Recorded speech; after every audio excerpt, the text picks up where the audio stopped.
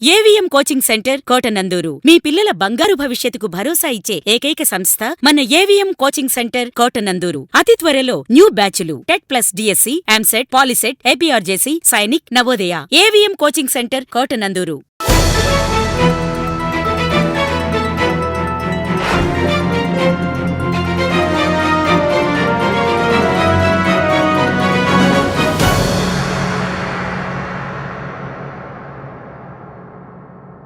కాకినాడ జిల్లా కోటనందూరు జిల్లా పరిషత్ ఉన్నత పాఠశాలలో 78వ స్వాతంత్ర దినోత్సవ వేడుకలు ఘనంగా జరిగినవి.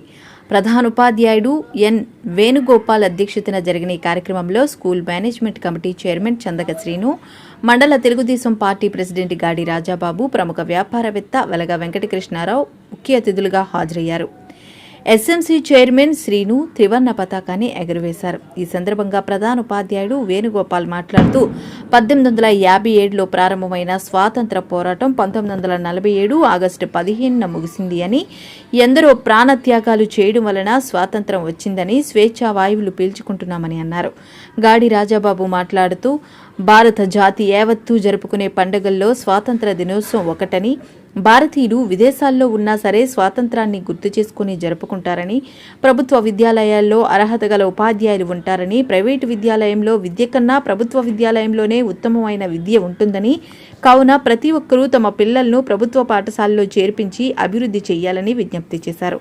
అనంతరం ప్రతిభ కనబర్చిన విద్యార్థులకు బహుమతి ప్రదానం చేశారు. ఈ కార్యక్రమానికి ఇంగ్లీష్ ఉపాధ్యాయుడు K Nagabhushanam, physical director N John Victor హోస్ట్గా వ్యవహరించారు. ఈ కార్యక్రమంలో SMC vice chairman Kadithimani, Janasena నాయకులు అంకారెడ్డి రాజశేషు, మండల TDP SCCL president Bodapati Satyanarayana, Gompadora, పాఠశాల స్థలదాత దాడి కొండబాబు మాస్టారు, టీడీపీ మహిళా నాయకురాలు గంటా అమ్మాజీ, అంకారెడ్డి వెంకటేష్, మైనార్టీ నాయకుడు షేక్ మీరాబాయ్, ఉపాధ్యాయులు, విద్యార్థులు తదితరులు పాల్గొన్నారు.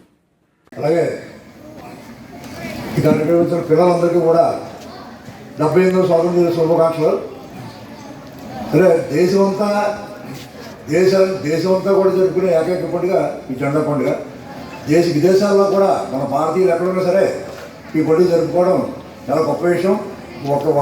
ఒకే పండుగ దేశమంతా చేయడం చాలా అరుదుగా ఉంటుంది. ఇది ఒకటే, ఈ ఒక్క పండుగ నాకు తెలిసి మరి దేశమంతా చేసుకునే పండుగ. చాలా పండుగలు ఉంటాయి.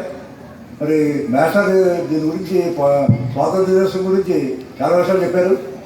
అలాగే ఈ స్కూల్ కమిటీకి అందరికీ కూడా ఒక విన్నపం చేస్తున్నాను. అలాగే గ్రామ పెద్దలకు కూడా స్కూల్లో ప్రతి స్కూల్లో కూడా ఏంటంటే ప్రైవేట్ స్కూల్ మోజుతో చాలామంది తల్లిదండ్రులు ఒక పూట భోజనం గురించి ఆలోచించి పిల్లల్ని హాస్టల్ అంటున్నారు, రెసిడెన్షియల్ స్కూల్ అంటున్నారు, లేకపోతే ప్రైవేట్ స్కూల్స్ అంటున్నారు. దయచేసి ఇంత